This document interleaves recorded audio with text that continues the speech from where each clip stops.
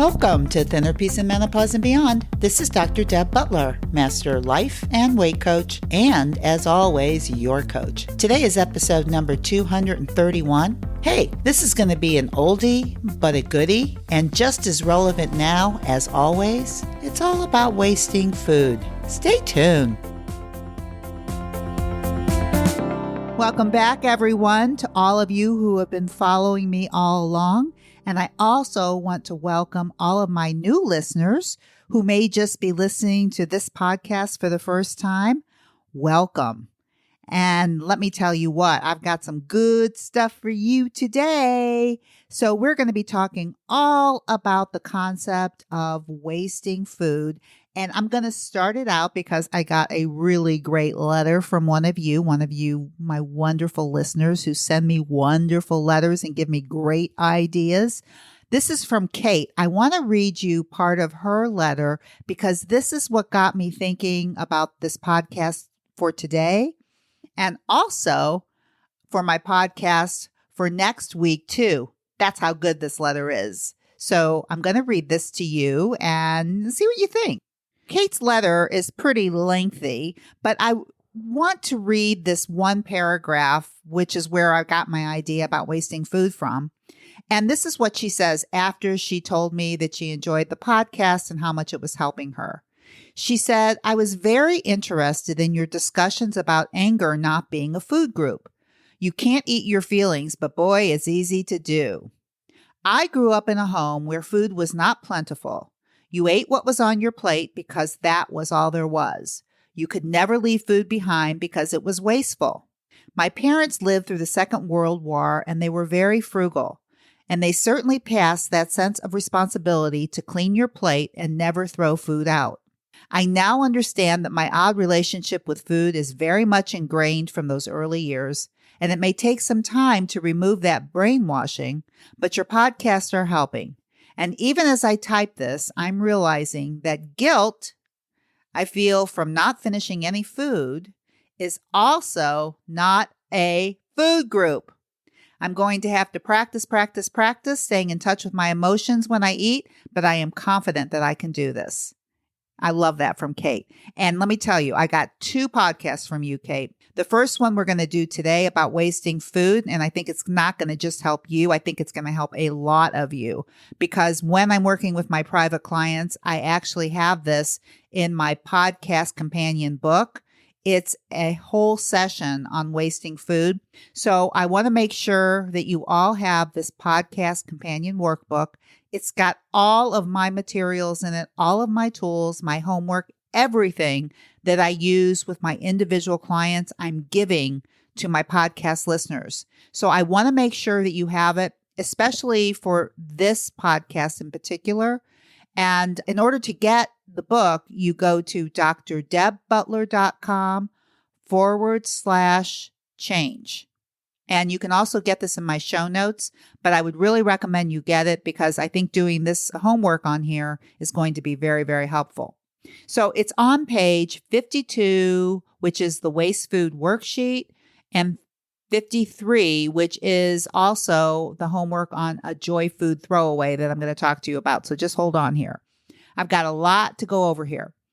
And let me make clear that from Kate's letter that she wrote me, today I'm going to do the podcast on wasting food, but next time I'm going to do a whole podcast on guilt is not a food group. It's going to be really good and it's going to be absolutely perfect with this podcast today. So make sure you listen to the podcast next week too. All right, so wasting food. There's 2 reasons why this idea came up to me. One is the letter that I got from Kate. But the other reason is that I was with my husband, Michael. If you all don't know his name, he's the one that's introducing me on most of my podcasts. I want to share with you an incident that we had when we were cooking together one day. And we do a lot of cooking together and we love it. We make beautiful, healthy food together and it's wonderful. But here he was cutting a watermelon. And what was so interesting about it, he was telling me, oh, Deb, this looks so delicious. And I was looking at it and I go, yeah, cut me a piece and, cut yourself a piece. And then he says to me, now this is what I want you to hear. What he says to me is, you better eat it all now because it won't last much longer and there won't be any more watermelons left for the summer. Well, as soon as he said that, the first thing I was wanting to do was eat all the watermelon I could because I didn't want to waste any of it if it went bad because I wasn't going to get any more until next summer. That's the thought that went through my head, and I was ready to eat the whole doggone watermelon.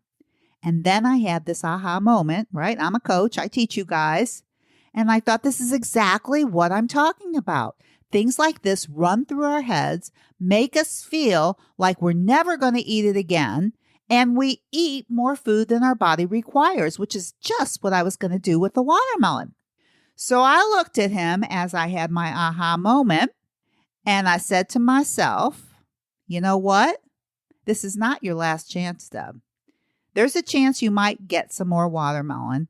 And why in the world, no matter how good this watermelon is, why would you put it in your body if you're not hungry? And that's the exact question I would like you to ask yourself when you find your brain just kind of running on this rinse and repeat cycle, like, oh my God, I'm never going to have it again. I got to eat it. And then I was thinking, as I was laughing with Michael and telling him, well, thank you very much. You just gave me another podcast.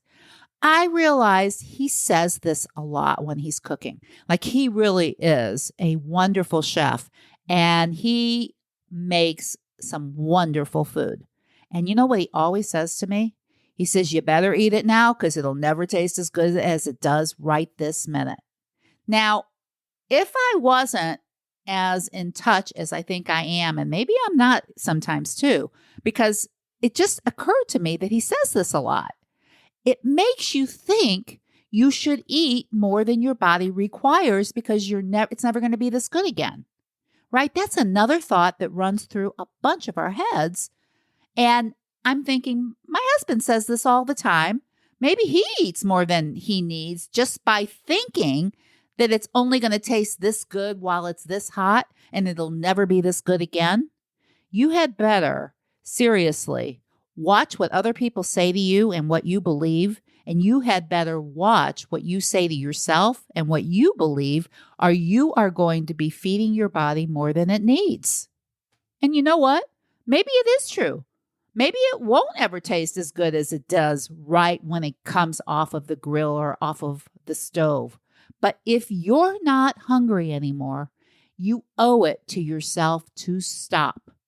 You owe it to yourself to stop eating regardless. And instead, you want to think how happy and grateful you are for honoring your body, and also grateful, like I'm grateful to Michael no matter what, for cooking such delectable food. I'm always grateful for it. But I don't have to show my gratitude by eating more than my body requires. See, I have to honor myself and honor my husband. The way I honor my husband is I tell him how much I appreciate the beautiful food that he cooks for me and how much I enjoy putting it in my body, but not to overload it, to feed it until it's done. And you know what? Michael loves to see me enjoy his food, and I do. But I don't eat any more than my body requires to make Michael happy. And you know what? It would be really easy if I wasn't really aware to try and make my husband happy by eating more food than my body requires. Have you ever done anything like that? Have you ever tried to make someone happy by eating their food when you weren't hungry? Think about that one. And as I think of this, then I have to think about my teacher. And you know who my teacher is. It's Sebastian, my grandson. Now, Michael cooks for him too. And when he puts food on his tray, Sebastian, he'll eat it with gusto if he's hungry. But when he's done, and Michael tries putting more of that food that will never taste as good again as it does at this moment, and he puts that food on his tray, Sebastian just puts up his hand and pushes it away. He could care less what Michael has to say about its deliciousness. And why? Because his body has communicated that it is done. Ladies, we are in training to respond in the same way. It's the way we were programmed. And we are just reconnecting that deepest part of ourselves. We're trying to be more like Sebastian. He does it automatically. He really doesn't care what Michael says. He really doesn't care how hard Michael worked to make this food so beautiful and delectable. He just cares if there's room or there's not. If there's not room, it's no thank you. If there's room, he loves it, he eats it. We must be very mindful just like that until it becomes as automatic for us as it does for my grandson. So we practice. One of the major reasons that we eat when we're not hungry is because we don't even realize we're not hungry when we're eating. Just like, for instance, I was ready to eat that watermelon. I was just ready to gobble up the whole thing with the thought that, oh my God, it'll never be here again. It'll never be as good. And if I don't eat it now, it's going to be rotten by tomorrow. I'm saying all of that stuff. And while I'm saying it, it's making me think I better eat the whole thing right now and totally forget about my connection. I know, it's crazy. If you've been with me for a while, you might have noticed this with yourself too. And I want to talk to you about one of the biggest reasons. I think we eat because we don't want to waste the food, right? Just like Kate was talking about in her letter about wasting food and what she was taught as a young girl. What kind of messages were you given when you were young? I know I was given a lot of messages, and I know a lot of my clients, and they forget that those messages, which are just thoughts, are running around up in their heads, and they are rinsing and repeating, right? They're just repeating themselves over and over again till you actually have this belief system about wasting food, which is you don't leave food on your plate no matter what. In other words, leaving food on your plate is a no-no. Honoring your body doesn't matter. You don't have to have a connection to your body. You just have to make sure there's no food on your plate. And then you think that you're doing a good thing. But it's just because you have these mixed up messages in your head that you're not aware of or running around. And this podcast is dedicated to you to start wondering what is going around up there, just like for Kate. I think Kate now knows, maybe for the first time, that the reason she doesn't leave food on her plate isn't because she's hungry. That's not why. She might have thought this all along up until my podcast, where she started paying attention. And now she knows that the reason she doesn't leave food on her plate is because she thinks that she's still pleasing her parents. And I don't think her parents are even there watching her eat anymore. She's probably, I'm guessing, if she's going through menopause, late 40s, 50s. Yeah, right. I doubt her mom or dad are sitting there every single time she eats. But in her mind, those thoughts are running around as if they were sitting right in front of her saying, finish up your plate, Kate. You better eat it all. And that's what you need to be aware of. So let's have a close look at this through our own mind's eye, like becoming the watcher, right, of what actually is going on in our head. We just do it because. We just eat food because. And let me give you 10 reasons of why you think you cannot waste food. And you decide if any of these thoughts might be what's running around in your head. Here's one. It will go to waste, so I better eat it now. Kind of similar to the Michael story. Here's another thought. It will never be this good again. This is another Michael story too. You can see. It'll never be this good again. Here's another one. I still have food on my plate. Just that thought alone, I still have food on my plate, makes you think you have to eat it. Here's another one. I can't leave food on my plate. That's a little bit more similar to Kate. Here's a good one. There are starving children all over the world. Another one. It's there. I should eat it. Here's another one. I may never have this again. Oh, yeah. Or here's a good one. It's so delicious. Another one. It's there, period. This is a big thought for one of my clients. It's there. In other words, food is sitting there. Anytime, it's there. I eat it. But just that one sentence, it's there. And here's another really good one. I'm not a wasteful person. So those are some of the thoughts that I think run around in your head. And let me just pick out one, and I want to show you how you can examine it. For instance, there are starving children. How many of you, I used to think that.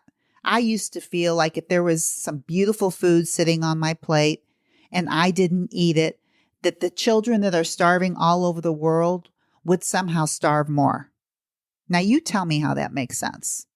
What's going to happen to the starving children in the moment if you leave food on the plate? Will they get more food or less food? Will it even affect them? No. The answer is no, it will not affect them. The only person that it's going to affect if you eat or don't eat that food on the plate is you. My question to you is, do you want to waste it, W-A-S-T-E, or do you want to waste it, W-A-I-S-T? And really, why in the world, if your body is not hungry, would you want to put it in your body? Your body is not a garbage can. That's a thought maybe that you should start thinking about using. Your body is not a garbage can. It is beautiful, that was meant for beautiful things to go into it, because think about all the things that it can do for you. What about this? It's there. I should eat it. Okay. So what if it's there? Why should you eat it? See, with being aware of it, the reason that you wouldn't eat it is because you're not hungry. That's why. And so you would answer yourself and you would go, so what? Okay, it's there, but I'm not hungry. I don't need to eat it. And I think when you do this a few times, you're going to realize you don't have to eat it. And what would be the harm of throwing it away? Now listen, I am not encouraging you to take more food than your body can eat. I am not encouraging you to go out to restaurants and order food that you know you cannot eat. What I am saying to you is that when you have food on your plate that you've put there, you eat when you're hungry and you stop when you're full. That's the best responsibility that you have to yourself. You do the best you can, but if you put too much on there and you can't eat it, let it go. You let it go by realizing that a lot of these thoughts were put into your head when you were young and you didn't know any better and you just did what you were told. But now it's 40 years later, 30 years later, and these thoughts are in a rinse and repeat cycle, which means they're just being thought and you're just believing it. But once you actually hear a thought, like I just told you some of these thoughts, you have a choice to believe it or not. It's true or it's not true. You do that with the front part of your brain that's called the prefrontal cortex, where you look at those thoughts and you answer them. I can't leave food on my plate. Why not? Would be a great question. Because there's children starving. So what? Now, listen, I am all for taking care of starving children. But if you eat or don't eat the food on your plate, it will not help them. There are ways that you can help starving children, but putting it on your waist and your thighs is not one of them, right? I mean, I know I'm making sense right now and I'm making sense to you, but when you're in your own head, you think you're making sense. You're not. That's why you've got to be aware of what you're thinking. Wasting food in that beautiful body of yours, how could you? Your beautiful body is not a waste can. I know I've said it before, but I'm repeating it. It is not a waste can, nor is it a garbage disposal. There are waste cans. There are garbage disposals. Use them, not in your body. Now, that is the Dr. Deb rule. Oh, I love that. I'm going to put it somewhere. Your beautiful body is not a waste can, nor is it a garbage disposal. Yes, I want you to remember that. Now, what I want you to do after listening to me talk about all of this about wasting food, I want you to look at the worksheet that I have on page 52 in my podcast companion book, and it's the tool on the waste food worksheet. And there are a few questions on there, and I want to tell you that when you write these answers down, the reason for asking these questions is for you to see what you've been thinking. I want you to see your thoughts on paper. You know, it asks you about going to an expensive restaurant.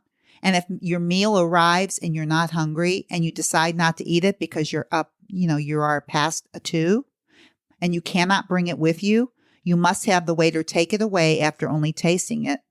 How does this make you feel and what comes up for you? That's the first question.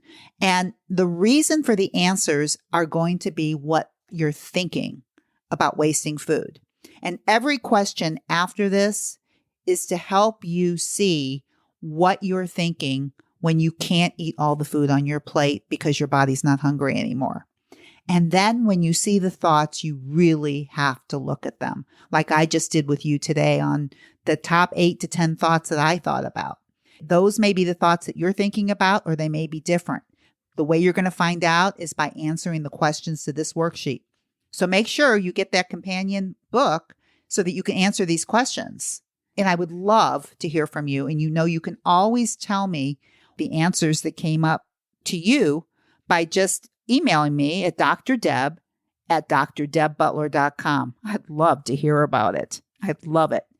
But listen, it's okay to leave your food. If you're full, it's the best gift you can give yourself. You can do it. And you will also begin to lose weight effortlessly by adopting this kind of thinking. Instead of making yourself feel bad for wasting, you're commending yourself for paying attention. So it's a choice. Make yourself feel bad for wasting food or commending yourself for paying attention. I want you to really think about that.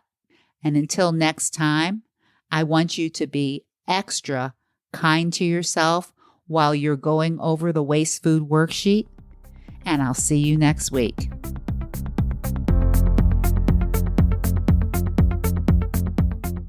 If you're ready to take your eating issues to another higher, more improved level, well, it's time to talk to my wife, Dr. Deborah. She's helped hundreds and thousands of people. Just visit drdebbutler.com/work with me. You'll get a free consultation with Dr. Deb and find out if coaching and talking to my wife is a solution to your struggles.